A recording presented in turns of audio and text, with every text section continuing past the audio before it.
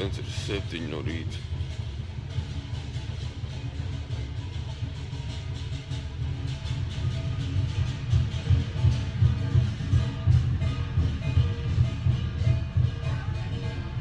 Septiņos no rīta tāds troksnis bija. Kaut kāda parādi jau notika. Pamodināja man, nevarēja vairs aizmigt. Skaista diena Jangaunā, kā jau viss. Atkal bez mākoņiem. Nu labi, te kaut kāda mākoņa imitācija ir gaisā, bet principā skaidrs debesis, pāri plus 30 grādiem.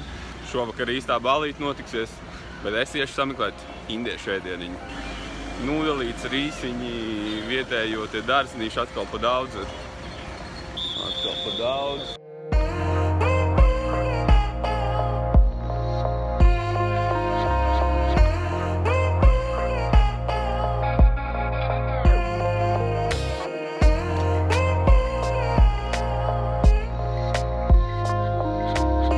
Katrai ielai ir savu nozīmi un savu būtību. Piemēram, šī iela ir kancelējusi preču un tipogrāfijas iela. Papīri, cirkulīši, šķēres, pastmarkas, pastkartītes un vēl vis kaut kādi šādādas lietiņas.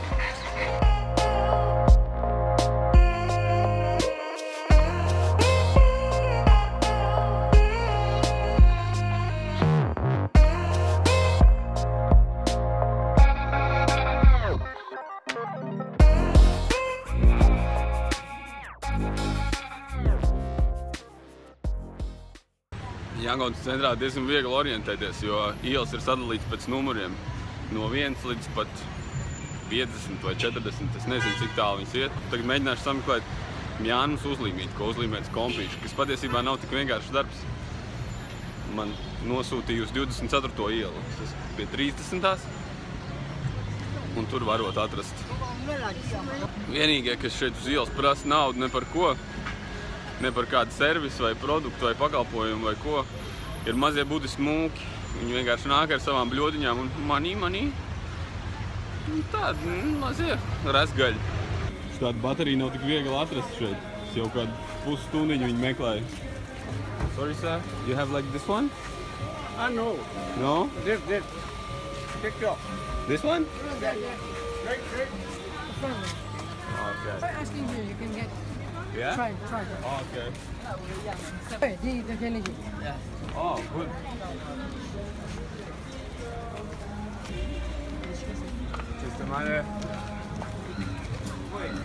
Pagāja ne 5 minūtes. Vietēji redzēja, ka es meklēju šādu bateriju. 3 cilvēku pavadībā atradu viņu.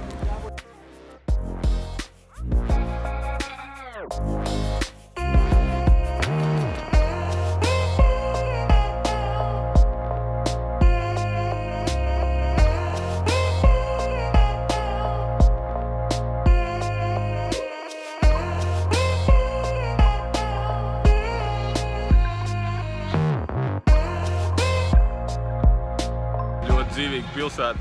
Katrs kvadrātmetrs uz ielas maliņas ir no svāra. Tas nozīmē, ka var vairāk produkciju izvietot un pārdot. Un katrs kvadrātmetrs ir arī aizpildīts. 24. ielas vidū neatradu savu vajadzīgo. 24. ielas vidējā blokā. Bet tagad došos kaut kādā pazemes tirdziņā.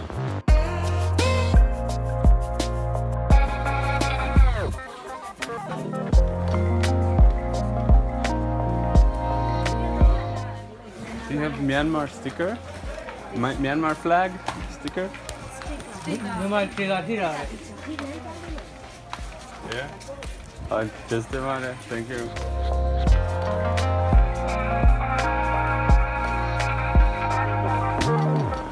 Baigi interesanti, kā tādā pārbāztā tā kā sporta pilī Latvijā bija kādreiz cilvēki tirgo visu pēc kārtas.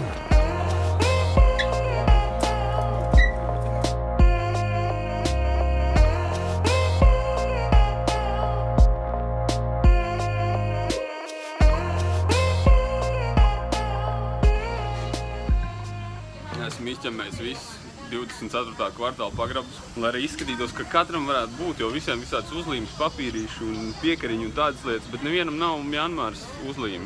Nevienam nav Mjanmas uzlīme. Nevar atrast. Katrs man sūtīja pie nākamā, un nākamajam nav, un atkal sūtīja pie nākamā. Tā es pavadīju 2,5 stundiņu pagrabos meklēt uzlīmīti. Nav.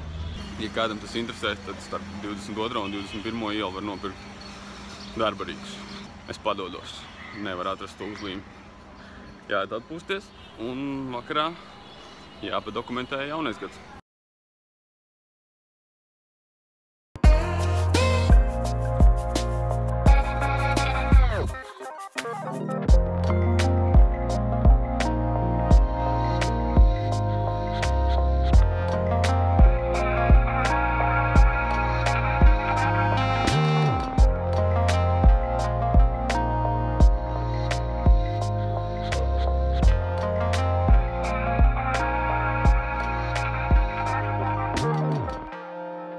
Pulkstenis 6 no rīta. Neesmu bijis vēl atpakaļ hostelītī.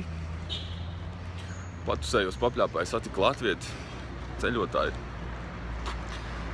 Zani, baigi forši izpļāpājāmies, padalījāmies ar stāstiem un tā. Un tad satiku kanādiešu džeku. Indiešu izcelsmes kanādieti un ar viņu nobazarējām līdz 6 rītā. Baigi jauturs arī bijis interesantākās vietās nekā visi šeit. Bijis Krievijā, izbraucis ar Sibīrijas ekspresi. Tad bijis Mongolijā, Irānā un Indijā 3 mēnešus. Un tagad Mjanmā. Vajag arī inšīgi paklausīties visādi stāstīņas. Tagad jādodās gulēt, sēžot arī. Tagad domāju, bļāviens varēja uztaisīt kādu foršīgas interviju vai ko. Pilnībā aizmirst par kameru un to. Un tā iegrim sarunās un stāstos. Un bišķi krobīt par to, bet nu nekas.